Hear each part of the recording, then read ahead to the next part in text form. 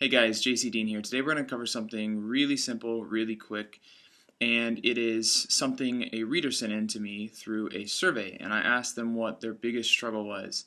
And this particular person said specifically, I have trouble losing fat in my tummy and getting stronger. So, if we look at this in terms of a question, what they're really asking is, how can I lose body fat all over? And they're mostly focused on the trouble areas, and how can I get stronger in the process? Now, we don't really know from what she wrote in, we don't really know if she wants to build muscle, if she wants to maintain muscle, if she explicitly wants to just get stronger.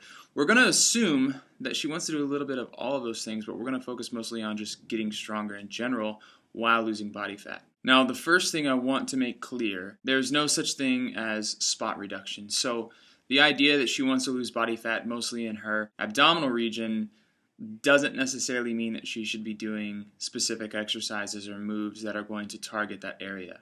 A lot of times people think, well, I'm just going to do a bunch of planks and sit-ups and different ab workouts, and that's going to shape my midsection. Now, they are half right in saying that it will shape their midsection, meaning it'll make their core stronger. They'll build muscle in their abdominals that will make them a little bit bigger and more defined, but if you still have a layer of fat covering them, you're never going to see them.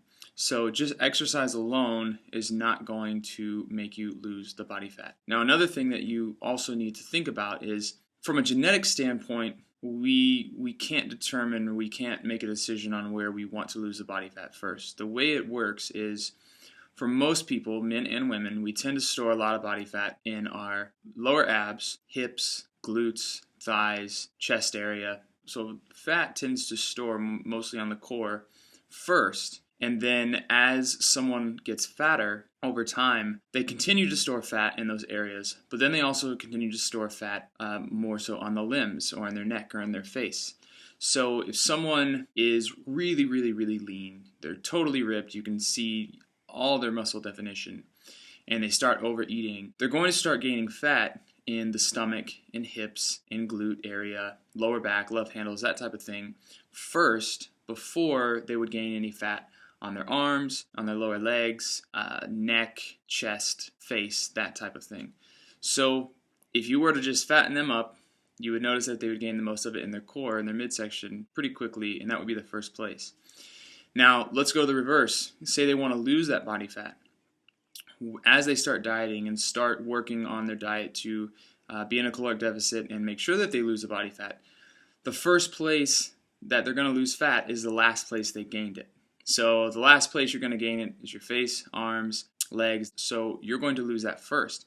That's why a lot of times people go on a diet specifically to lose the body fat in their abdominal area and see their abs for the first time. But the problem is that takes a long time comparatively to losing fat elsewhere. A lot of men, as they lean out, they'll start to get bicep veins. They'll start to see more definition in their shoulders and their upper chest.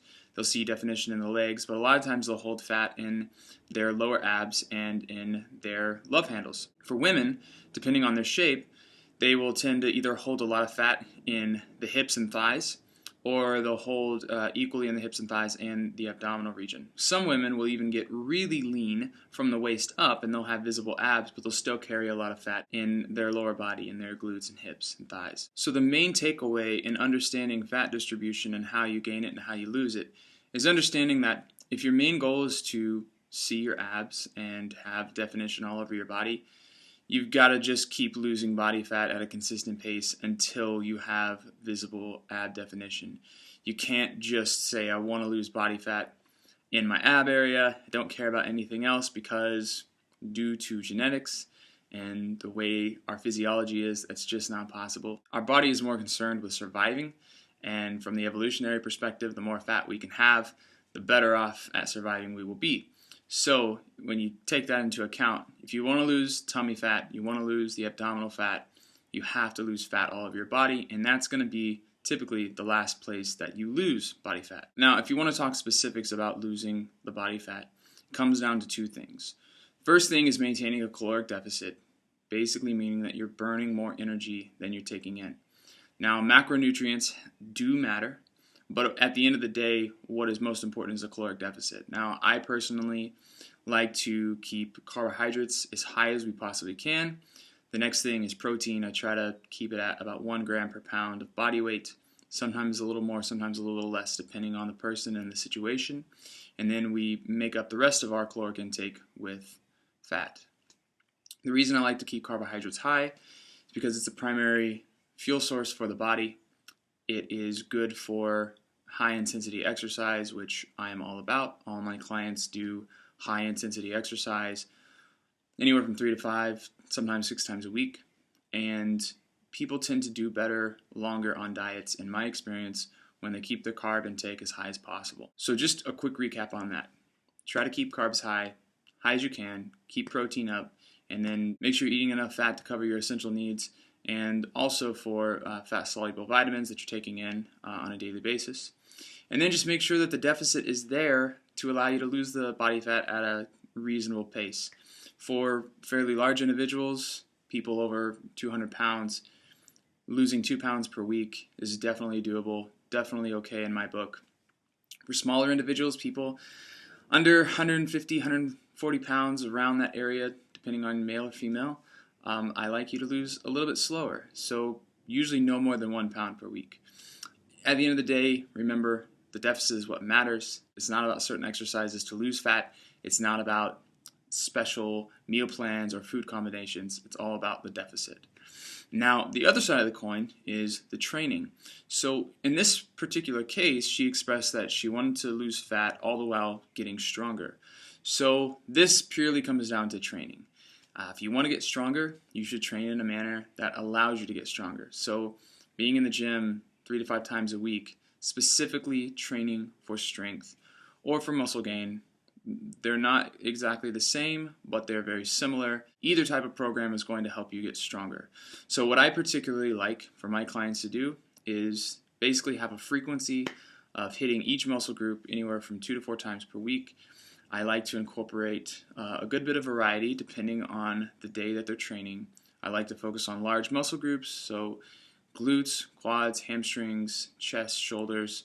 I like to hit 3 to 4 body parts in one session and really make sure that they're getting the most bang for the buck. And then it's about training in a manner that will allow you to recover. If someone is brand new to training, I try to get them in the gym 3 times a week, usually full body, allowing them to just get stronger over time, pushing the intensity, pushing the limits, but also allowing enough time for recovery.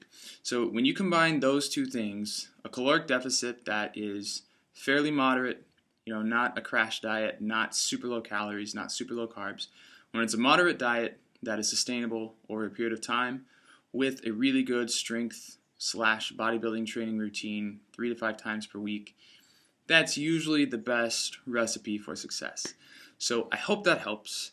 And if you want to lose tummy fat and get stronger, remember, there are no special exercises to spot reduce. It's all about maintaining a caloric deficit, getting enough nutrients, and most importantly, giving it enough time to work. Thank you so much for listening and watching. I hope this helped. Again, my name is JC Dean, and I'll see you next time.